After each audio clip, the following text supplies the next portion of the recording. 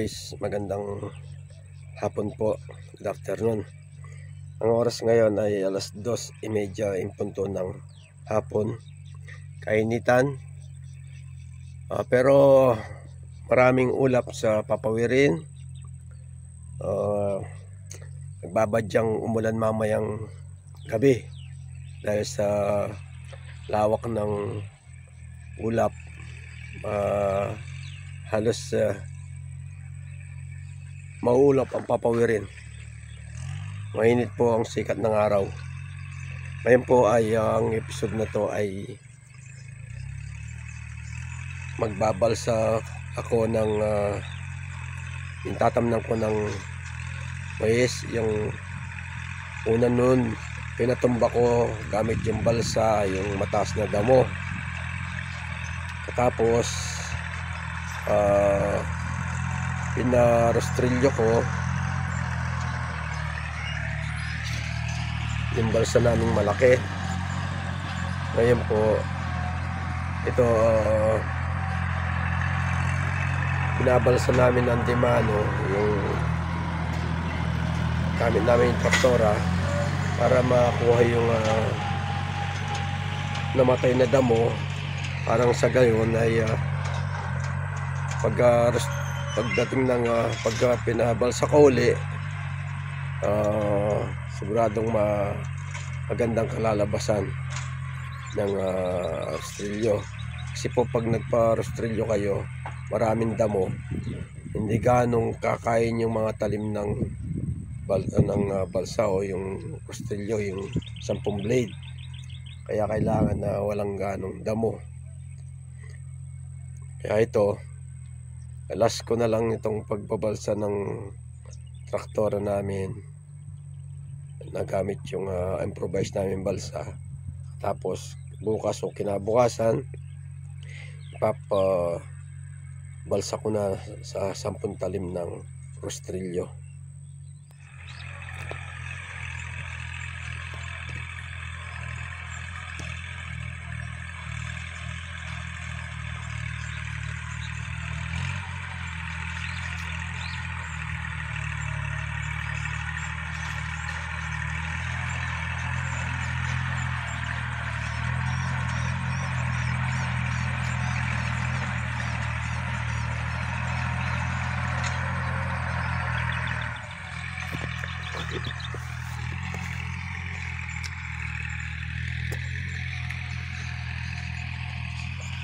Ito na po yung nabalsa na. Medyo natanggal na yung damo, pero dito makapal talaga yung damo rito. Ayan.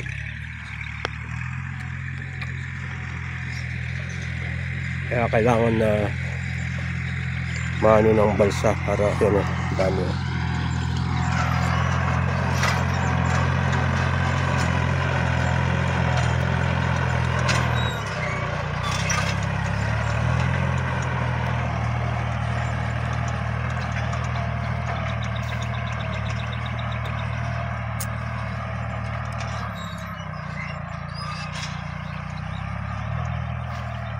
Kaya kung meron kayong lupa na nakatiwangwang, bago nyo tamnan o may balak kayong tamnan uli, huwag nyo ngayahang lumaki ang damo. Mas maganda, spray nyo muna ng herbicide hanggang sa mamatay bago nyo pa raro tsaka pabalsa.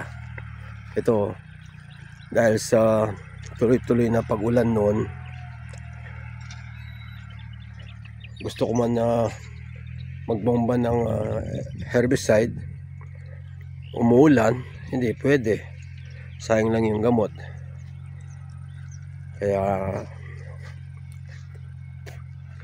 Kaya po lumaki ng ganito yung damo dito.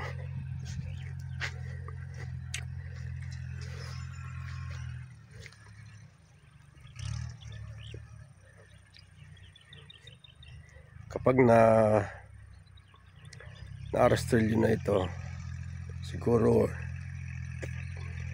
dalawang paraan ng paggagawa ko, isang pahalang at saka isang diretso. Yung isa doon yung crosswise para siguradong malinis.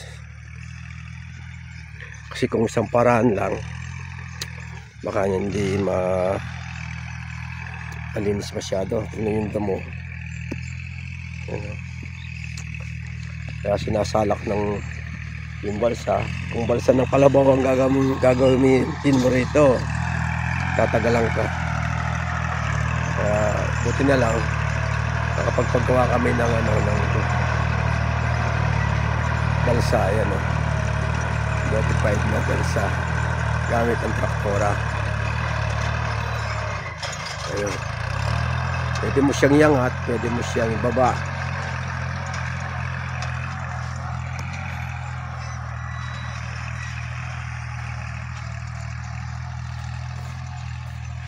Yung iba naming kasamahan nakapagtanim na ng kanilang mais. Yung sa kumpare ko halos 3 inches na yung laki ng mais niya. Yung isa 2 inches. Bibisitahin natin yung yung siling labuyo, tsaka siling panigang, tsaka talong. Ito na yung mga siling labuyo guys. Marami ng bunga. Nangatago lang. Tatago. Ayan ayan mga bunga. Tatago lang sa dahon.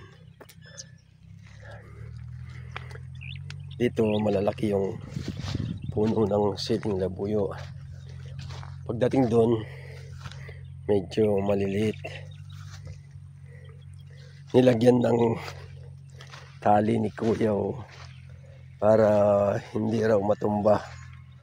Ayan, kita nyo yung yung plastic.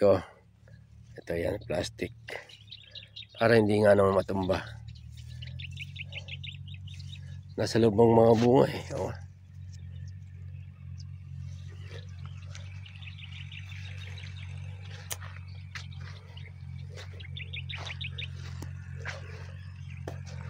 malulusog yung siling labuyo kasi mataba itong itong lupa na to.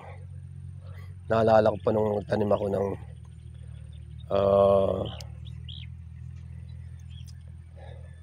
eggplant dito o talong.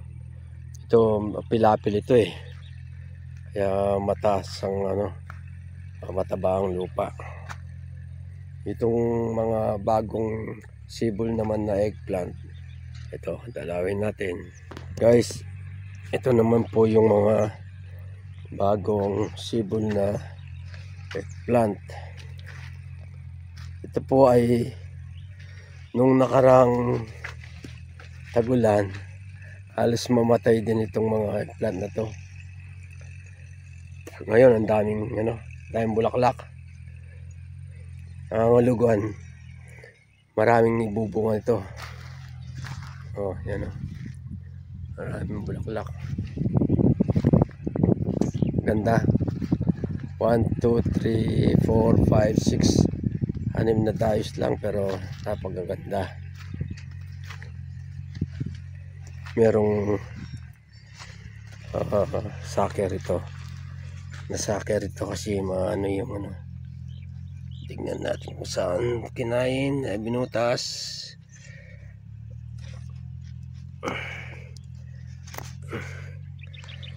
Yan. Mamaya titignan ko saan. Dito sa lilim. Yung sa tabi ng kuya ko na yun ang namumunga. Maraming bunga. Minsan tinanggalan namin ang bunga yan. Lahat inalis namin yung bunga dahil sa dami ng mga naninira.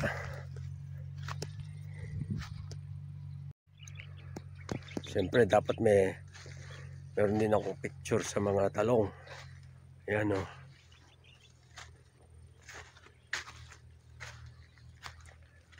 ganda ng mga talong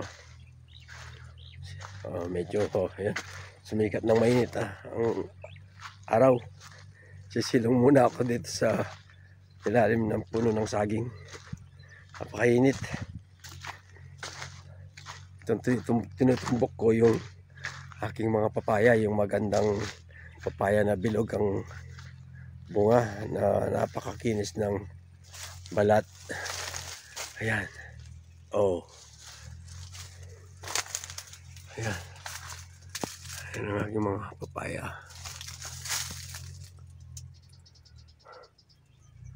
Napakainit.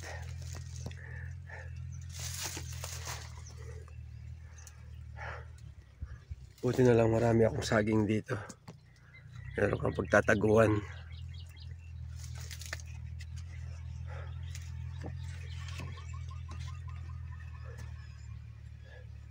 Napakaraming ulap.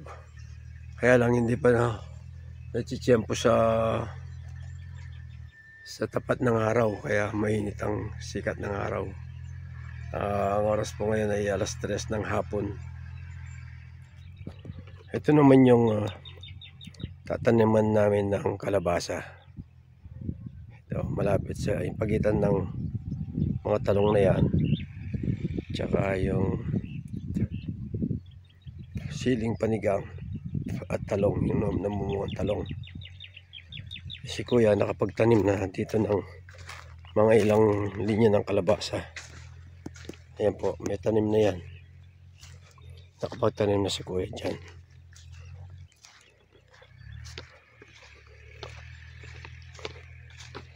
Dito wala pa, tsaka dito wala pa. Yan, wala pa. Ito, isang linya ng sitaw. Ayun. Tapos siling panigang.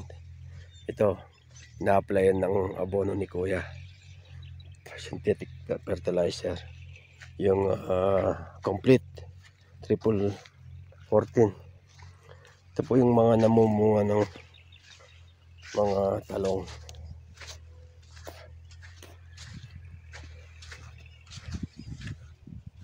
Dahil sa dami ng ano niya, hindi na nagawang tanggalin yung yung damo.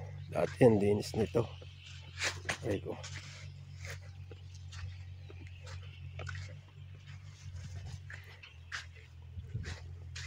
Napanabono mo?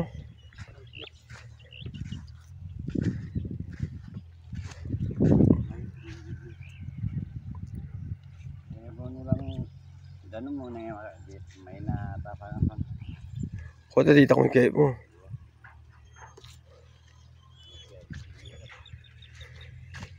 Inabonohan daw ng nilagay sa tubig yung abono.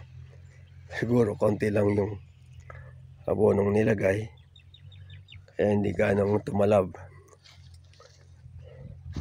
Ito, nilalagyan ulit ng granular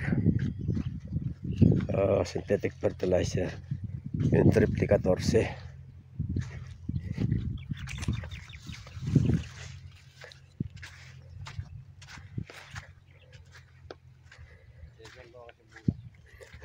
Takpan mo yung abono. Dapat yung kililikay. Pati lara may takpan.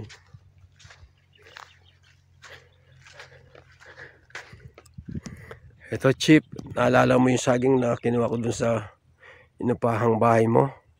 Ayun na lalaki na. Itong tatlong na to. Ito ng anak na. Ito isa. Tsaka ito yung pinakamalaki. Yan. Pero ito hindi nakasali. Senyorita na to. Ito yung na-play namin ng abono ng isang araw. Itong kasaba o kamuting kahoy. Kapag mayroong nagbigay ng pera sa akin, bibili ako ng herbicide. Yung herbicide na kahit tamaan yung kasaba, hindi mamamatay, yung damo lang. Hintayin ko yung taong magbibigay sa akin ng pambili ng herbicide. Naks. Napakainit.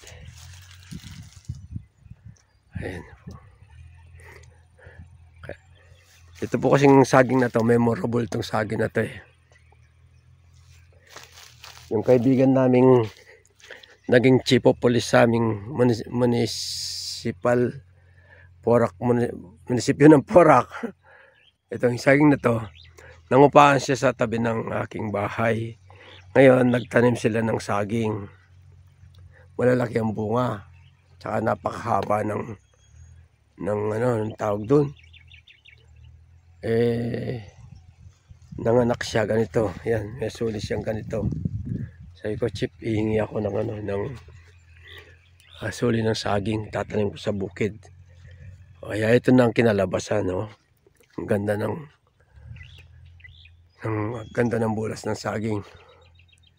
Yan. Pag may bunga na yan, Chip, patadalang kita through LBC. Sisilong muna ako sa aking paboritong apple tree. Yung mansanas ng Pilipinas. Ito siya. Oh, yan. Meron kayang hinog? Meron bang hinog? Ay, napakainit. Meron. Ito, nakakuha ako. Ang lalaki. Ang tamis nito. Kasi nung isang araw pumunta yung kaibigan ko rito na tatrabaho sa Socorrera, Tarlac. Si Ka Edgar. Nanguha kami ng bayabas dito. Sabi daw, sana kung merong daw binhi. Sabi ko, bakit? Sabi niya, tamis ng bunga. Tamis daw ang bunga, kaya gusto niyang manguha ng dito, ng bayabas. Native na bayabas po ito.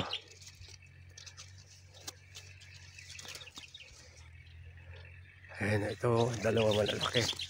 Ayan. Dali, kukunin ko. Oops.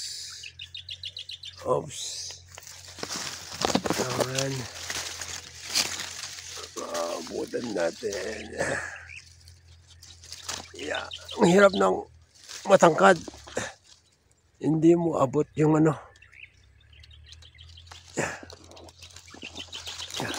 Isa pa. Oh. Ayan. Oh. Bali, 4 ang nakuha kong hinog. Meron pang hinog sa bandang itaas, kaya lang hindi ko na abot.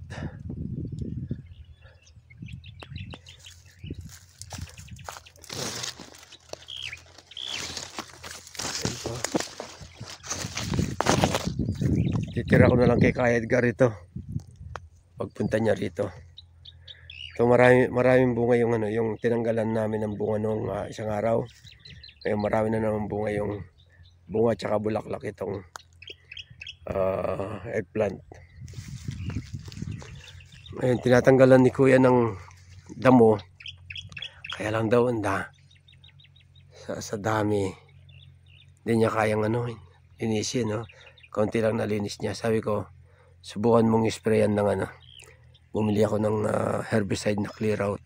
Pero huwag mong itataas yung pang-spray doon lang sa baba para hindi tamaan yung mga talong. Kaya tinawag na clear out yun lahat ng tatamaan magiging clear, mamamatay. Herbicide po yun. So guys, nakarating na ako dito sa aking kubo. Napakainit kasi. Kaya sumilong muna ako. Yung kapatid ko muna pinag-operate ko sa traktora sa pagbabalsa. Napakainit. Pero maganda yung hihip ng hangin ngayon dito. Presko. Andito ako sa ilalim ng duhat. Yun po guys. Muli po ako'y nagpapasalamat sa inyong panonood, sa inyong pagsuporta. Mag-ingat po tayo. Patnubayan nawa tayo ng pong may kapal. Basta po idalangin natin lahat sa Kanya yung kung ano man ang kailangan natin. May kasabihan nga, lahat ng bagay ay walang imposible sa Panginoon. Kaya ingat po tayo palagi. Ako rin, ganito rin ako. Ito, nakapag-survive kahit paano. Kahit mahirap, pero nakakaraos din. Kaya po muli, maraming salamat. Ito po ang inyong lingkod sa Dikyakabud, Farmer Senior Citizen ng Pampanga. Ingat po tayo. Jesus love us. Bye-bye. God bless.